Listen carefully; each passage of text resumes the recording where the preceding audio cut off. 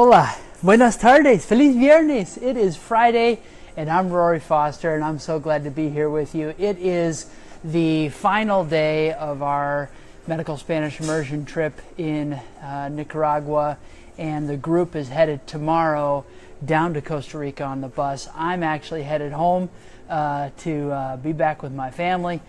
Leslie, my wife's been here with me these last 2 weeks, but our kids have been home with the grandparents, and so we're excited to get home and see them.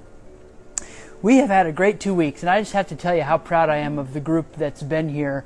Particularly this week, we had a pretty heavy-hearted week. We worked with a handful, 17 women and their children who have been rescued out of brothels. And when you think about the life situation, the realities of just the complete destitution of a woman that would drive her to, well, first of all, most of these ladies have been trapped into this or deceived into it or forced into it, many of them from their own family members, and oftentimes sold into it from older sisters who preceded them.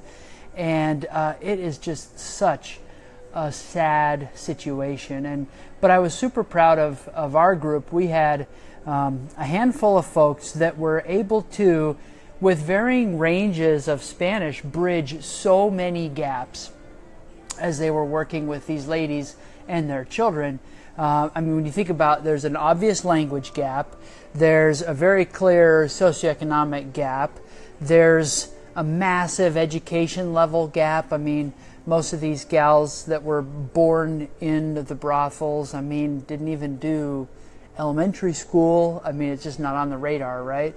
A significant life experiences gap. It's just so many gaps that that the group was able to bridge and actually bring some real life relevant education to these ladies. So super proud of them. It's been an awesome week, a hard week, but an awesome week. I am at a little gem in Granada. It's called Casa Lucia. It's our last night here. We had a house rented that was like a 1 week deal, and then we've got one extra night and we had to move this morning, and we checked into one of our favorite little spots, Casa Lucia. If you ever come to Granada and you want a place to stay, I'll put the link to this place in the video. It's an amazing spot.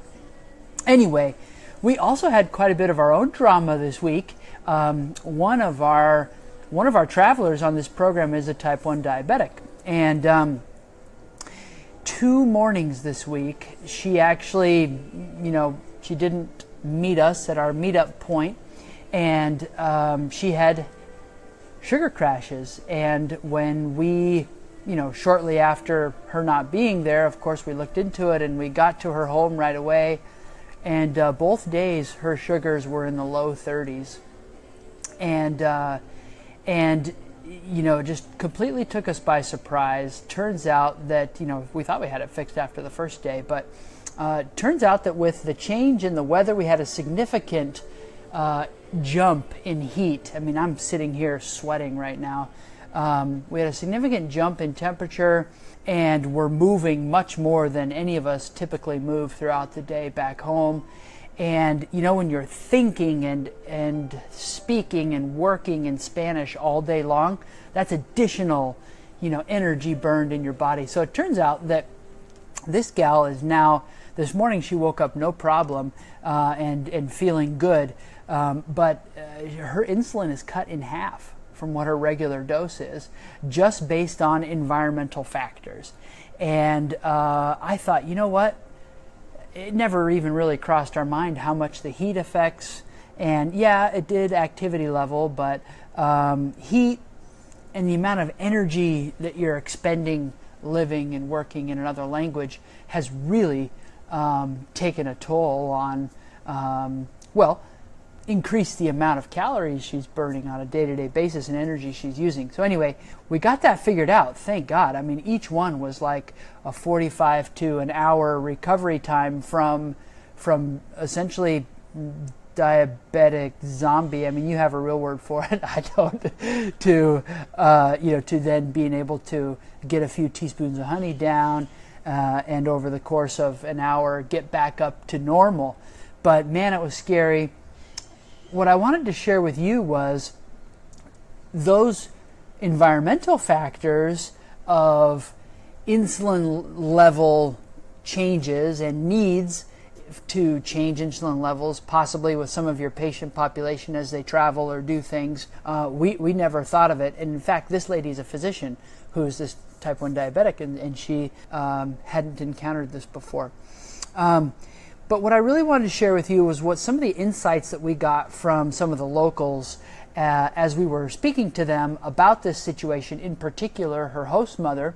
And it's probably too much of a generalization to say that, everyone thinks this way, but it was very, very telling for us to have these conversations with her host mother and understand the information gap about type 1 diabetes in particular. So, as you might suspect, the only thing that came to this host family's mind when we talked about diabetes was type 2 diabetes. And it makes sense. I mean, brother, sister, aunt, uncle, many, many people in many families are suffering from type 2 diabetes. And so when you talk about diabetes, that's the first thing that comes to mind. Doesn't matter that you say tipo 1, tipo 2. Those are somewhat inconsequential in our experience. We really had to explain and re-explain the differences and the unique needs of the type 1 versus the type 2 diabetic.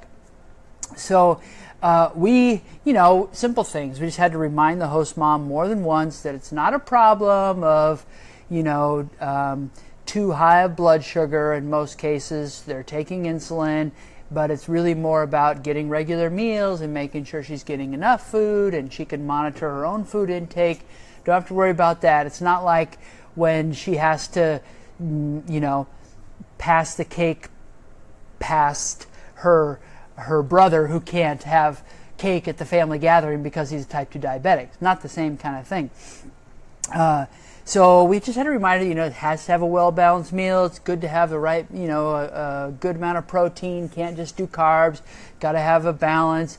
And it's not contagious. But, I just couldn't get over the fact that, and it seemed really relevant to me for you, that as you're talking about diabetes with your patient, just continuing to review what they know, what they believe, and what they understand about this so that you can make sure that they're actually conceptualizing the issue properly. I don't have a huge vocab list for you today or a special grammar point. I just wanted to share that when all things seemed clear on our end after, before program saying this person's a diabetic and she needs this, that, and the other, and then after the first sugar crash, remember this person's a diabetic, it's type 1, here's what it's like, she needs this, that, and the other. And then after the second sugar crash, we were still answering questions about whether or not it's contagious. And I think it was just a reminder that I wanted to pass off to you that you could never review information enough with your patients. You could never ask them enough what they understand, what they believe, what they know about this particular condition they have, and the best way to manage it or treat it. All right, that's all I've got. I am sweating my patoot off. The fan is too loud, so I had to turn it off for this video, and I'm so ready to turn it back on. So anyway, have an awesome weekend. I'll be coming at you from the Colorado office next Friday. Hasta luego. Hey, thank you for joining me today on this Video Viernes lesson. I wanted to invite you to join our community if you're not a member of the Facebook group already that I deliver these live lessons in on most every Friday, and also point you to the website where you can find a bunch more information about medical Spanish, whether that be courses or free materials for you, or finding a private tutor to work with you online or face-to-face. And also let you know about some amazing Spanish immersion programs, either you as a medical person or your significant other as working in some other industry, or your family. If you want to improve your Spanish and you have time and budget to go do some travel, our programs are pretty amazing. I think it'd be fun to work with you. And finally, if you have some document work at your clinic or at your hospital or within your setting that needs to be professionally translated, shoot me a message, upload your document to us, and we can get you a quick quote and help you out with your Spanish language documents as well. Have a great day.